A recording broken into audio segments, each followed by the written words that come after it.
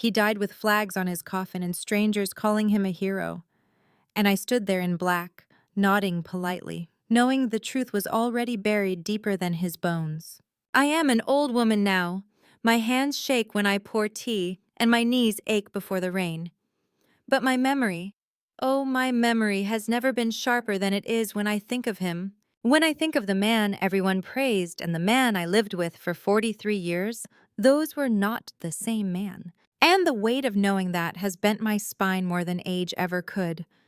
They said he saved lives. They said he ran toward danger while others ran away. They said my husband was brave, selfless, honorable.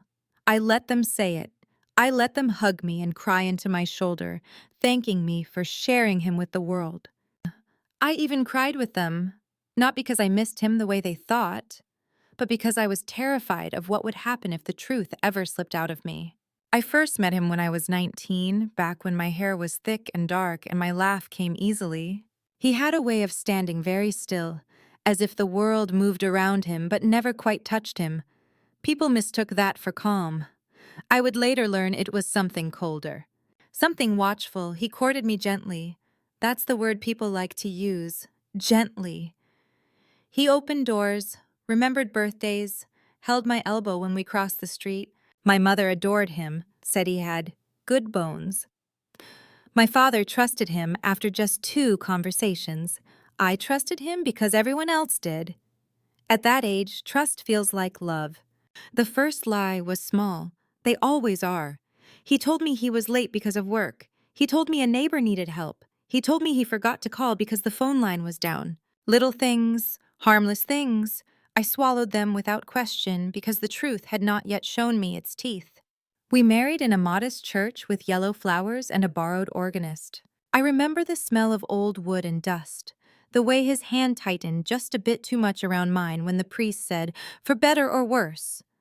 I thought it was nerves.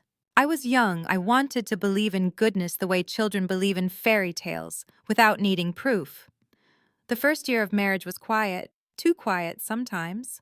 He would sit at the table late at night, not reading, not sleeping, just staring at the wall as if it were speaking to him. When I asked what he was thinking about, he would smile without warmth and say, "Work things, always work things." Then there were the rules.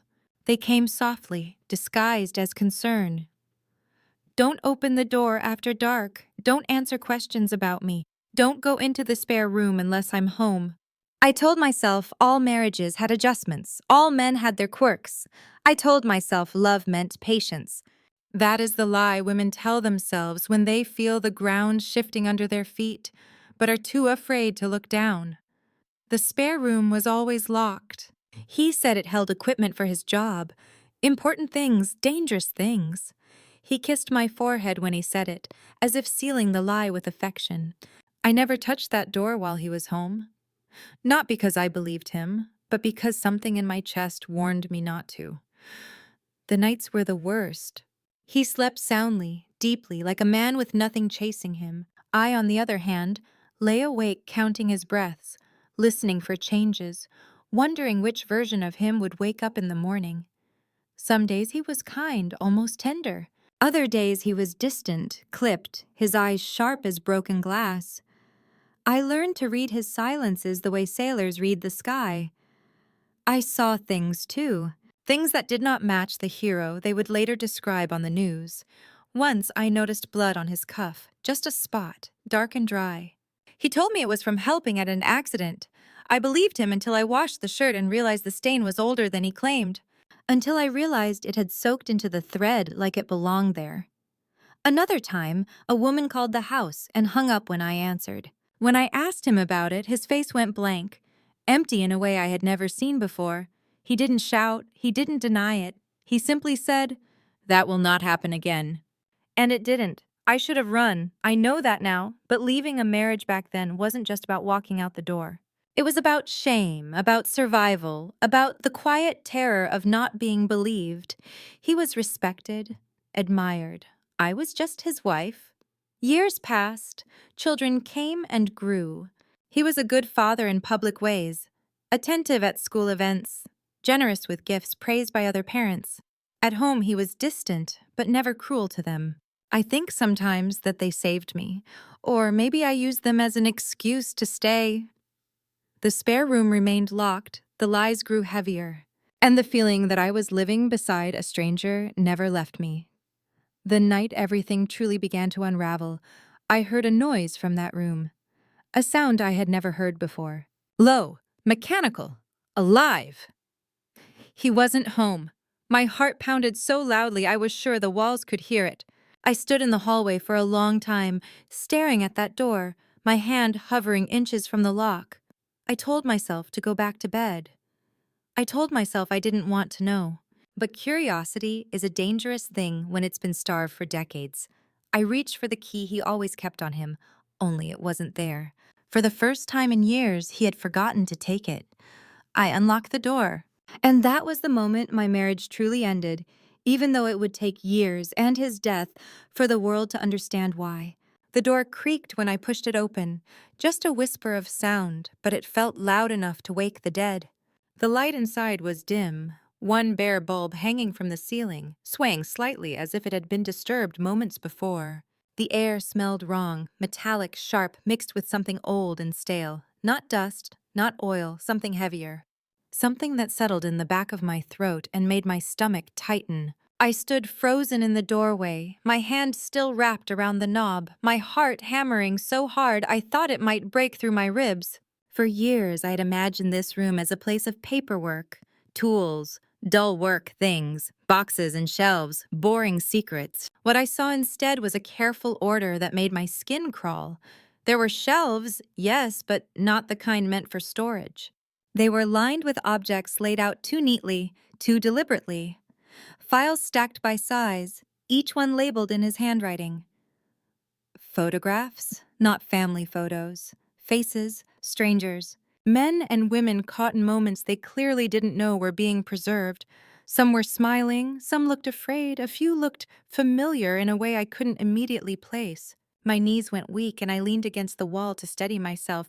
I remember thinking very calmly that I should close the door, that whatever this was, it was not meant for me. But my feet carried me forward anyway, step by step, as if I were no longer in charge of my own body. On a table in the center of the room lay equipment I didn't recognize, but instinctively understood did not belong in a normal home. Gloves, instruments wrapped in cloth, a recorder with tapes stacked beside it, each one dated. I picked one up with trembling fingers, my name suddenly echoing in my head like a warning. Put it down now! I didn't. I pressed play. At first, there was only static. Then his voice filled the room. Calm, even. The same voice that used to read bedtime stories to our children. The same voice that once whispered promises into my hair. He was speaking methodically, describing events with precision, like a man giving instructions or documenting a process. And then I heard another voice, a woman's crying, pleading. I dropped the recorder as if it had burned me. I don't remember sitting down, but suddenly I was on the floor, my back against the table, my breath coming in shallow gasps. My mind tried to reject what my ears had heard. I told myself it was staged, training, some sort of role play for his job, but my heart knew better. My heart had been living with the truth for years, even when my mind refused to see it. I left the room exactly as I found it. I locked the door. I wiped my fingerprints from the handle with the hem of my nightgown, a habit born not of guilt, but of fear. Then I went to the bathroom and vomited until there was nothing left inside me. When he came home that night, he kissed my cheek and asked why I looked pale. I told him I hadn't slept well. He nodded, as if that explained everything, as if he didn't already know. From that night on, I lived in a different kind of marriage. One built entirely on silence. Every smile I gave him felt like betrayal of myself, of the people whose faces I had seen in those photographs. I wanted to scream. I wanted to run. But every time I imagined leaving, I imagined his calm voice saying my name. I imagined the way he could make problems not happen again. Fear has a way of making cages feel like shelter. I watched him more closely after that. I noticed how he listened when people spoke, not with interest but with calculation. How he remembered details others forgot. how he could step into any room and immediately command attention without raising his voice. The hero everyone admired was real in the way masks are real, convincing from the outside, hollow underneath. Sometimes, late at night, he would wake suddenly and sit upright in bed, his eyes open but unfocused. I would lie perfectly still beside him, barely breathing, afraid that if he noticed me watching, something would change. Sometimes he would get up and leave the room, returning hours later without explanation. I stopped asking questions. Questions had become dangerous. The worst part, the part that still wakes me some nights, was how normal everything appeared to everyone else. Neighbors waved, friends laughed at dinner parties. Our children grew up believing their father was extraordinary. And I smiled through it all, carrying a secret so heavy it bent my soul. There were moments when I thought about turning him in, about taking those tapes to the police, about forcing the truth into the light. But I always imagined the same ending: disbelief, his calm denial, the way he would look at me with quiet disappointment. And then the consequences. Not for him, for me. He was careful, he always had been. Years passed like this, quietly, terribly. And then came the day everything changed. Not with a scream or a fight, but with a knock at the door, and two men standing on my porch, their faces grave, their hats held respectfully in their hands. They told me my husband was dead. They told me how he died, running into danger, saving others, refusing to turn back. A hero's death, they said. The kind people write stories about. The kind that earns medals and speeches and folded flags. I collapsed into their arms and cried so hard I thought my heart would stop. They thought my grief was for the man I loved. They were wrong. I was crying because I knew something they didn't. I was crying because death had just sealed the truth inside a coffin, and I didn't know whether that made me safer or more trapped than ever. The days after his death blurred together like wet ink. People filled my house with casseroles and flowers and voices that were too loud, too alive. They sat on my furniture, touched my hands, told stories about him, how he helped them once, how he inspired them, how lucky I was to have loved a man like that. I nodded until my neck ached. I said thank you until the words lost meaning. All the while the spare room sat quietly down the hall, its door still locked, its secrets humming like a live wire behind the walls. At night, when the house finally emptied and the silence settled in, I lay awake staring at the ceiling, listening for footsteps that would never come again. For the first time in decades, I was alone in my own bed. I should have felt relief, freedom. Instead, I felt exposed, like an animal that had lived too long under the shadow of a predator and no longer knew how to exist without it. The funeral was everything he would have wanted: flags, uniforms, speeches polished to a shine. They spoke about courage, about sacrifice, about honor. They called his name with reverence, as if it were sacred. When they handed me the folded flag, my hands trembled, not from grief, but from the sheer weight of irony. I wondered how many of the people crying in those pews would still be crying if they had heard the tapes, if they had seen the faces on those shelves.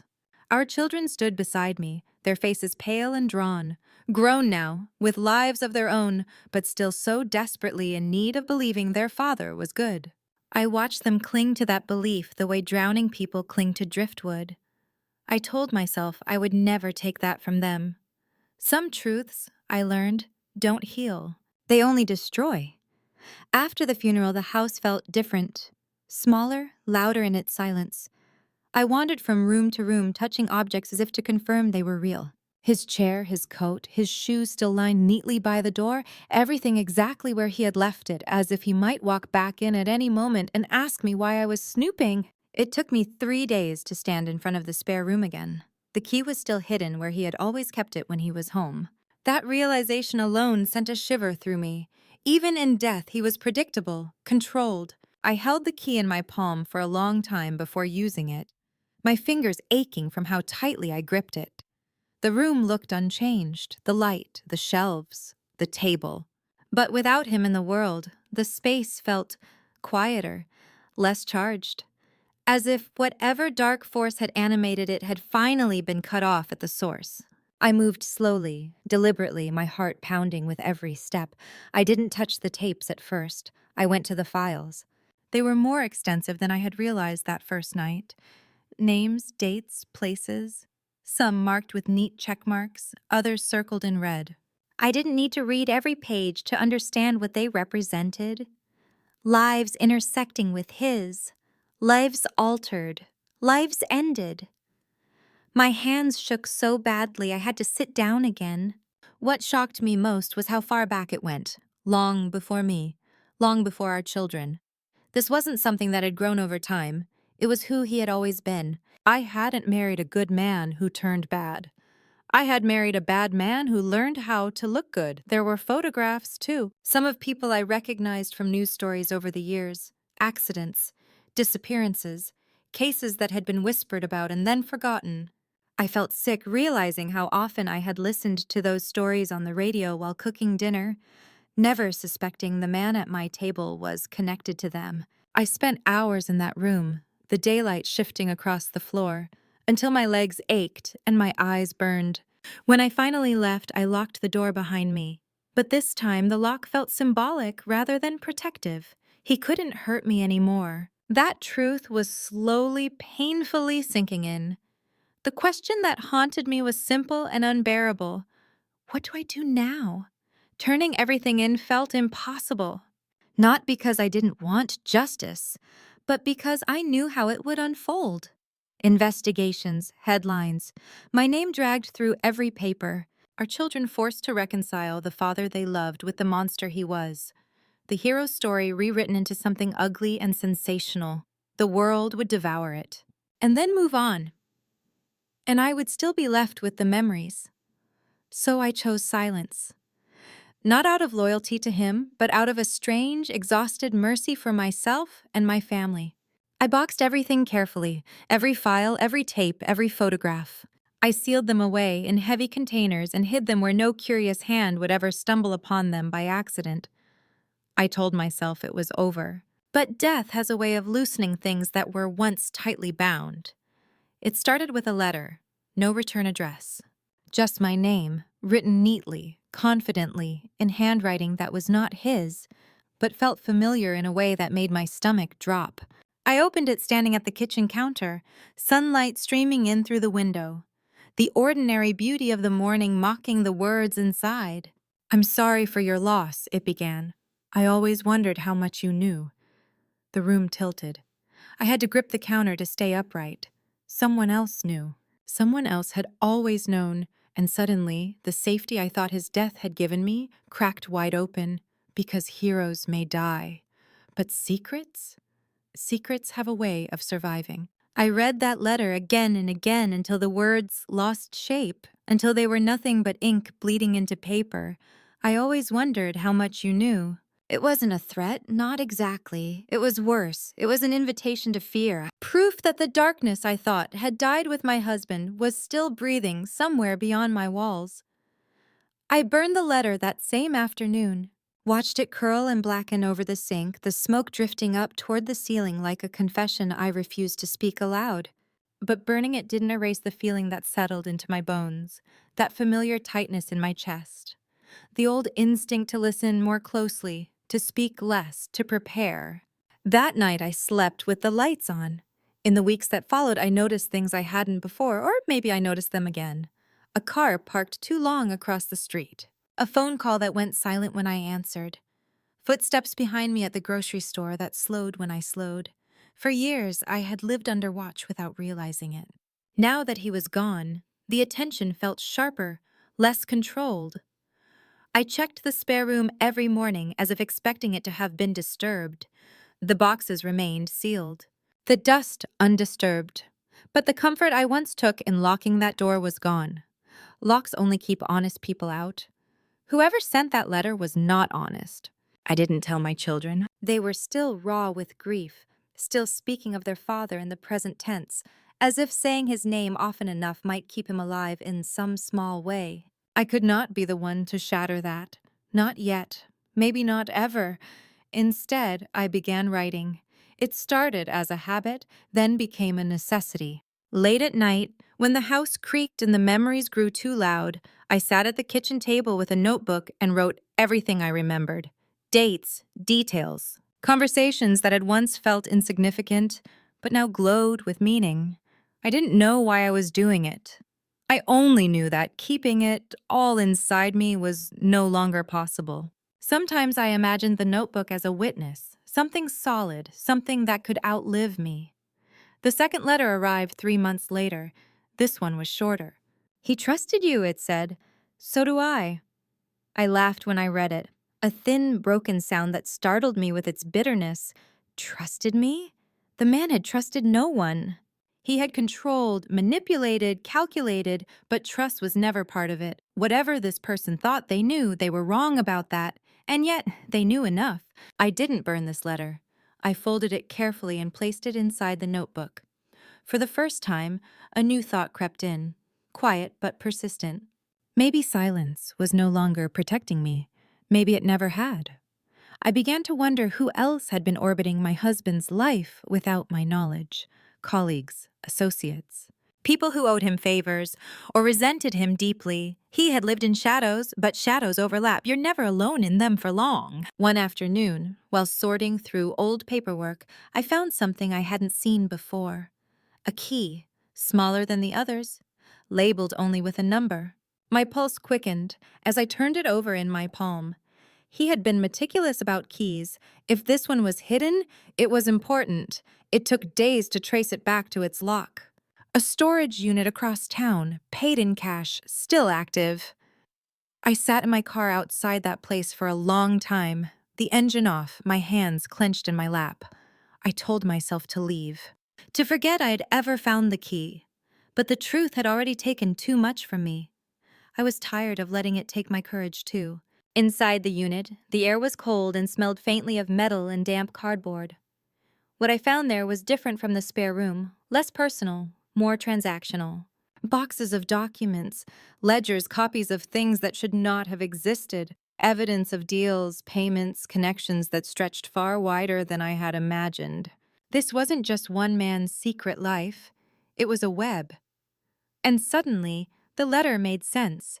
The Watcher wasn't threatening me, they were testing me, measuring how much I knew, how dangerous I might be. That night, I made a decision that terrified me more than any secret I had ever kept. I would not destroy what I had found. I would preserve it.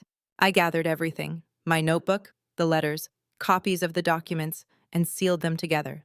Not to be revealed immediately, not to be handed over in a moment of panic, but to be released only if necessary, only if someone tried to silence me the way he had silenced others. It was the first choice I had made entirely for myself in decades. The fear didn't disappear. If anything, it sharpened, but beneath it was something new. Resolve, a thin, trembling line of strength I didn't know I still possessed. I stopped watching the street from behind the curtains. I began answering the phone again. If someone wanted to know how much I knew, they would find out soon enough. Because I was done being the quiet wife of a celebrated hero. And for the first time since his death, I felt something dangerously close to power. Power is a strange thing when you've lived most of your life without it. It doesn't roar, it doesn't announce itself. It settles into you quietly, like a new bone growing where one was always missing. I felt it most in small moments. When I corrected someone who spoke over me. When I looked a stranger in the eye and didn't look away first. When I slept through the night without jumping at every sound. But power also attracts attention. The watching didn't stop. It changed. The car across the street stopped appearing every day, but I began noticing different ones instead. Always different, always brief. A man at the library who asked too many questions about local history. A woman at the market who lingered near me, pretending to compare fruit while her eyes never left my face. None of it was obvious enough to accuse. That was the point. One afternoon, my phone rang, and this time there was a voice on the other end. He said my name the way my husband used to say it, slow, deliberate, as if tasting each syllable. I nearly dropped the phone. "I was wondering when you'd stop pretending you were just a grieving widow," the man said. I asked him who he was. My voice didn't shake. That surprised me. "A friend," he replied, "of your husband, and now, perhaps, of yours." I told him I wasn't interested in friends. He laughed softly, the sound of someone who had never been told no and believed he never would be. You have something that belongs to several people, he said. Things that could be misunderstood. I told him I didn't know what he was talking about. Silence stretched between us. Then he spoke again, quieter now, colder. We don't want to hurt you, he said, but we can't have uncertainty. When the call ended, I sat very still, the phone warm in my hand. My heart was racing, but beneath the fear was something steadier than before. I had expected this moment. I had prepared for it. That night, I updated my notebook. I wrote down everything, his voice, his phrasing, the pauses. Patterns mattered. My husband had taught me that without ever meaning to. Monsters are predictable if you watch them long enough. I made copies of everything after that. Multiple sets, stored in places no one would think to look, with people who didn't know what they were holding, only that they were to open it if something happened to me. I didn't tell them what it was. I didn't need to. The instructions were enough. There was a strange peace in preparation. Months passed. The calls stopped. The watchers faded. Either they believed me harmless, or they believed me dangerous enough to leave alone. I didn't care which. I focused on living, truly living, for the first time in years. I planted a garden. I learned how to fix a leaky faucet myself. I laughed more easily. Sometimes, in quiet moments, I caught myself smiling without guilt. And then the guilt would come anyway, sharp and sudden. How dare I feel free when so many never got the chance? That was when I realized something else. I wasn't just afraid of being silenced, I was afraid of speaking. Because speaking would mean accepting that I had survived something terrible while others had not. That I had chosen silence for decades, even if fear had guided that choice. Survival is complicated. It doesn't always feel like victory. The decision came to me slowly, over many sleepless nights and long walks where I argued with ghosts. I could keep the truth locked away until my death, letting the world remember him as a hero forever. Or I could choose a different kind of ending, not exposure, not spectacle. Something quieter, truer. I began writing again, but this time not in notes or dates or evidence. I wrote my story, carefully, honestly, without names, without titles. Just a woman, a marriage, a truth hidden in plain sight. I wrote about fear, about how easily goodness can be performed, about how women learn to doubt themselves long before they doubt the men beside them. I didn't know if anyone would read it. I didn't know if it would change anything, but writing it felt like exhaling after holding my breath for a lifetime. When it was finished, I sealed it with the rest of the documents. Not to be published immediately. Not yet. Some truths need time to mature before they can be understood. I made peace with the possibility that my children might never know, or that they might learn everything after I was gone and hate me for it. Love does not always mean honesty. Sometimes it means choosing the least cruel silence. But I also made peace with something else. My husband had died a hero in the eyes of the world, but I no longer needed the world to see what I had seen. I had survived him. And survival, I learned, is its own kind of truth. I used to believe endings were loud things. Explosions, confessions, sirens in the night. But the true ending of my story arrived quietly, the way most honest things do, on a morning when my hands hurt too much to open a jar, and the sunlight came through the window at a soft, forgiving angle. I am very old now, older than I ever thought I would be. There were years I didn't expect to survive at all. Fear does that to you. It convinces you that your life is provisional, temporary, something that could be taken away at any moment. Even after he died, even after the watchers faded and the phone stopped ringing, that feeling lingered. It took me a long time to understand that freedom doesn't arrive all at once. It comes in layers. My children call often. They worry about me. They tell me to stop climbing stools and lifting heavy things. They tell me I should move closer to one of them. I smile and change the subject. This house has held too much of my life to abandon it now. Every room contains a version of me that survived something. I am not ready to leave them behind. The packages remain where I put them, hidden, safe, waiting. I have added to them over the years, not new evidence, but reflections. Things I wish someone had told me when I was young. warnings written in a handwriting that has grown shakier with time, but no less determined. I don't write out of anger anymore. Anger burns too hot and too fast. I write out of clarity. I never heard from the man on the phone again.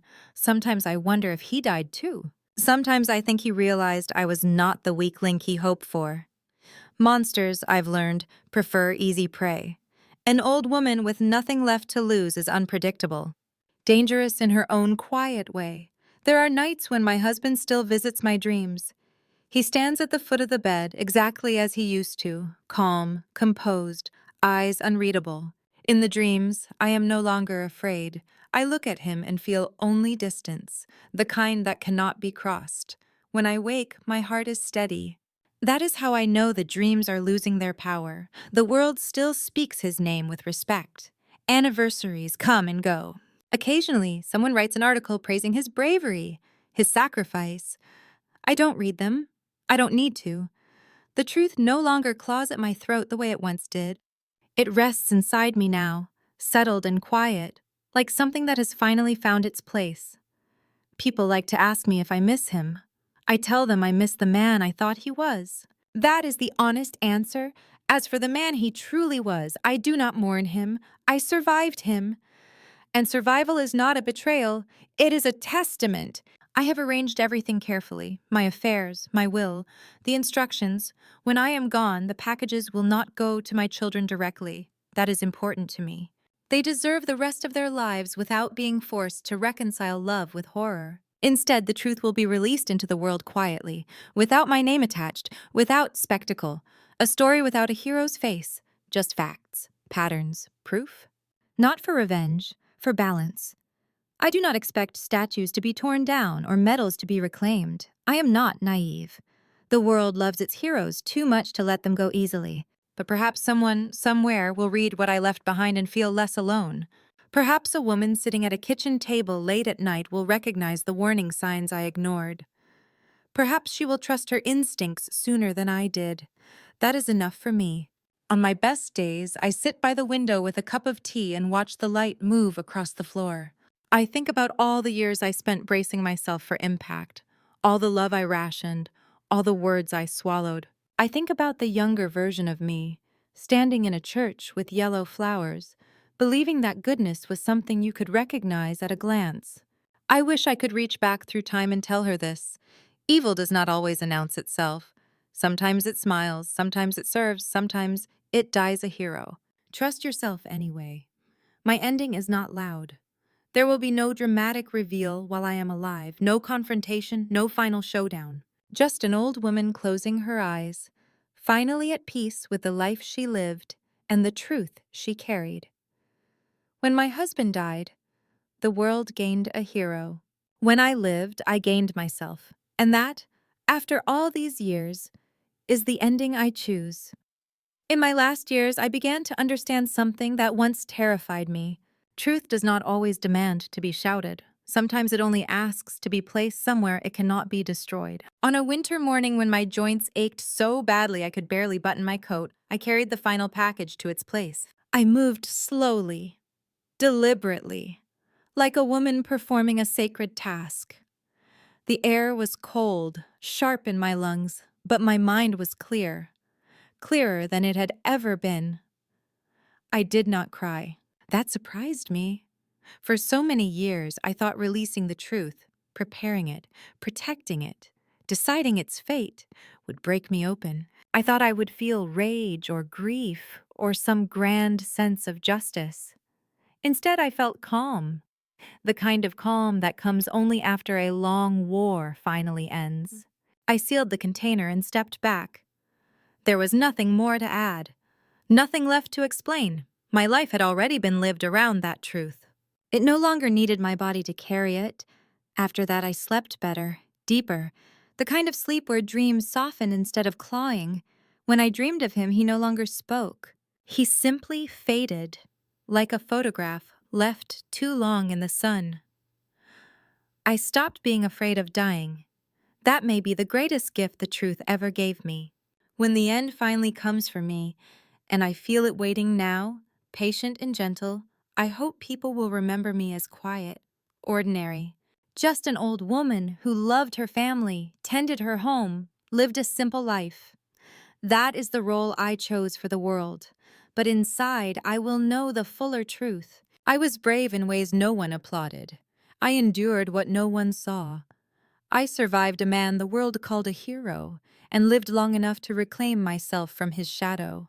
That is not a story for monuments or medals. It is a story for women sitting alone at night, wondering why their instincts ache, why something feels wrong even when everything looks right. If my words ever reach her, whoever she is, I want her to know this. You are not imagining it. You are not weak. And staying alive is not the same as living. I lived. At last, I lived. And when my eyes close for the final time, the truth will already be waiting, steady, intact, impossible to erase. Not as revenge, but as balance. That is how my story ends.